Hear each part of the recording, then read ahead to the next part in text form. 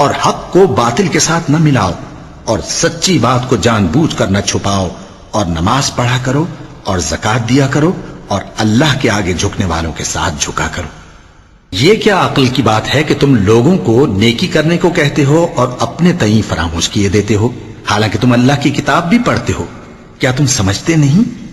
اور رنج و تکلیف میں صبر اور نماز سے مدد لیا کرو، اور بے شک نماز گراں ہے، مگر ان لوگوں پر گراں نہیں جو عجز کرنے والے ہیں، جو یقین کیے ہوئے ہیں کہ وہ اپنے پروردگار سے ملنے والے ہیں اور اس کی طرف لوٹ کر جانے والے۔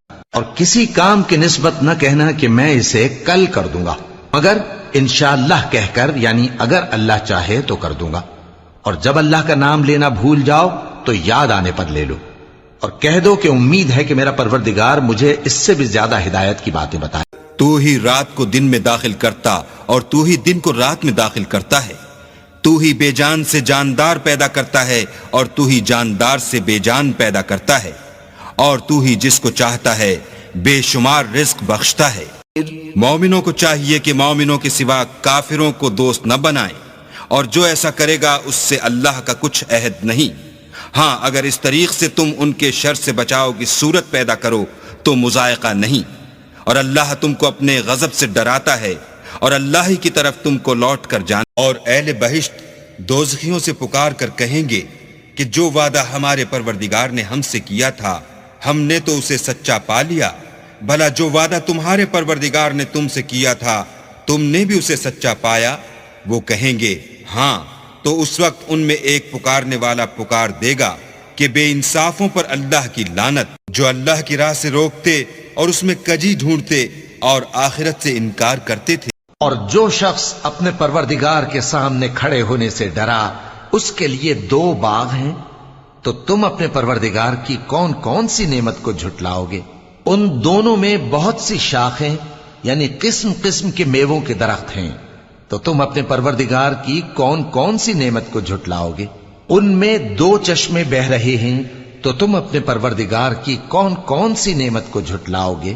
ان میں سب میوے 2 قسم کے ہیں، تو تم اپنے پروردگار کی کون کون سی نعمت کو جھٹلاؤ گے؟ اہل جنت ایسے بچھونوں پر جن کے استر اطلس کے ہیں تکیہ لگائے ہوئے ہوں گے، اور دونوں باغوں کے میوے قریب جھک رہے ہیں، تو تم اپنے پروردگار کی کون کون سی نعمت کو جھٹلاؤ گے؟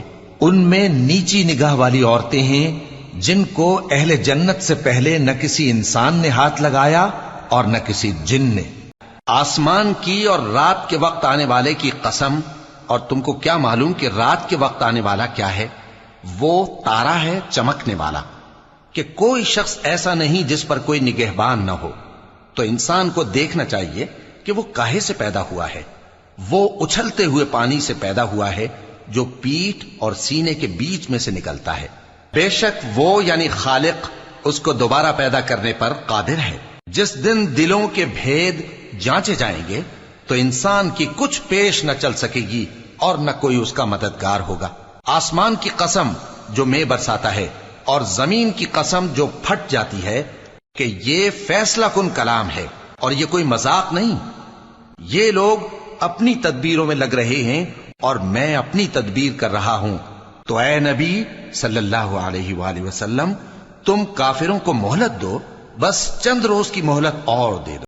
ان دونوں یعنی بہشت اور دوزخ کے درمیان آراف نام ایک دیوار ہوگی، اور آراف پر کچھ آدمی ہوں گے جو سب کو ان کی صورتوں سے پہچان لیں گے، تو وہ اہل بہشت کو پکار کر کہیں گے کہ تم پر سلامتی ہو۔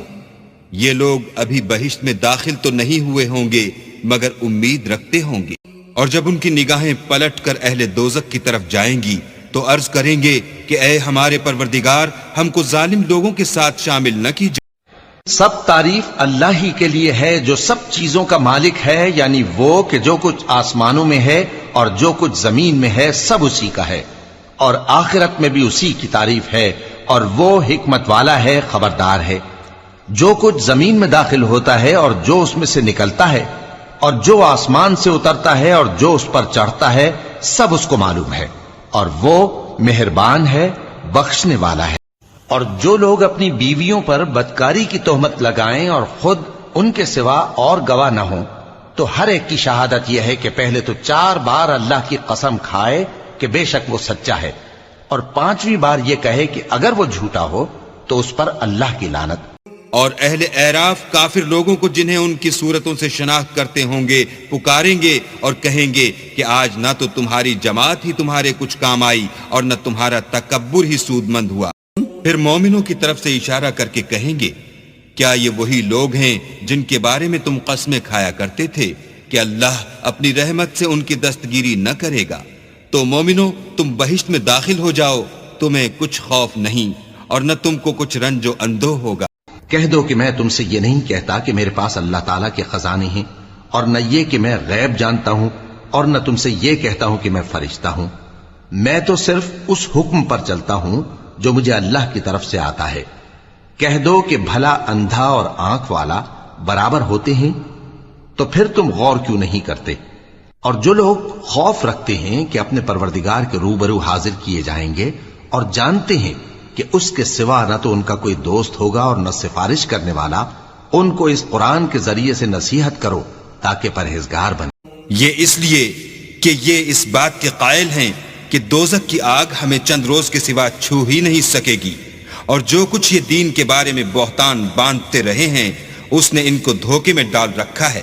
اور یہ لوگ اللہ کے سوا ایسی چیزوں کی پرستش کرتے ہیں جو نہ ان کا کچھ بگاڑ ہی سکتی ہیں اور نہ کچھ بھلا ہی کر سکتی ہیں، اور کہتے ہیں کہ اللہ کے پاس ہماری سفارش کرنے والے ہیں۔ کہہ دو کیا تم اللہ کو ایسی چیز بتاتے ہو جس کا وجود اسے نہ آسمانوں میں معلوم ہوتا ہے اور نہ زمین میں؟ وہ پاک ہے اور اس کی شان ان کے شرک کرنے سے بہت بلند ہے۔ کیوں نہیں، جب زمین کوٹ کوٹ کر برابر کر دی جائے گی اور تمہارا پروردگار جلوہ فرما ہوگا اور فرشتے قطار در قطار آ جائیں گے اور دوزخ اس دن سامنے لائی جائے گی، تو انسان اس دن سوچے گا، مگر اب سوچنے سے اسے فائدہ کہاں مل سکے گا؟ کہے گا کاش میں نے اپنی اس زندگی کے لیے کچھ آگے بھیجا ہوتا، تو اس دن نہ کوئی اللہ کے عذاب کی طرح کا عذاب دے گا اور نہ کوئی اس کے جکڑنے کی طرح جکڑے گا۔